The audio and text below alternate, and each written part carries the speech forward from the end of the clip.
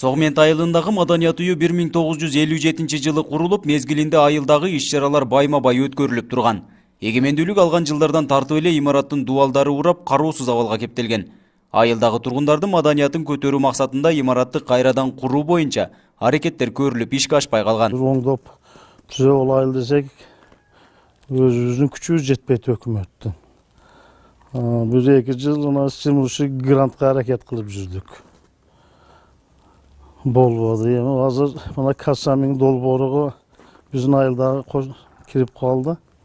Эми үмүтүбүз чоң, ушул эми кассаминге бергенбиз. Эгер ошол проект ишке ашып калса болуп калар деген үмүттө турабыз. Кароосуз калган имараттын башчысы катары атайын кызматкер иштеп келет. Ага Кыштуу айыл өкмөтүнүн эсебинен айлык маяна да чегерилген. Бирок бул кызматкер айылдагы маданиятты көтөрүү эмес, район тарабынан уюштурулган иш-чараларга катышуу менен гана чектелет. Мындан сырткары айыл башчыга кол кабыш кылып туруу жагы да милдеттендирилген. Азыркы учурда биздин айыл өкмөттө 4 маданият кызматкери бар. Алар биз райондук деңгээлде баягындай маданият иш-чаралары өткөзгөндө ошолорго биздин айылдардан жаштарды, айылдарды даярдап ошого катыштырып, байрамдарда анан биз атайын буйрук менен жүктөп койгонбуз. Айыл башчыларга, негизинен айыл башчыларга жардам берип турат. Кароосуз калган айылдык маданият үйүнүн башчысы Согмент айылында таланттуулар көп экенин белгилейт. Бирок алардын талантын өркүндөтүп, элге таанытууга шарт жок.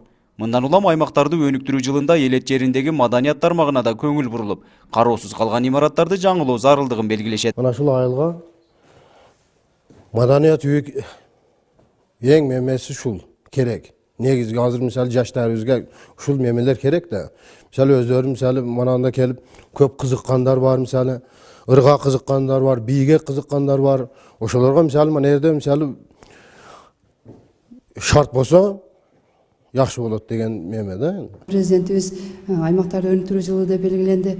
Ошого биз дагы эми көп чоң үмүттөрдү күтөбүз. Айылдагы биздин маданият үйлөргө, китепканаларга көбүрөөк көңүл бөлүнсө, анан жаңы заманбап технологиялар менен камсыз кылса, анан биздеги ошо көп эле айылдык китепкана маданият үйлөрүбүздүн мындай состояниясы начарлары да бар да.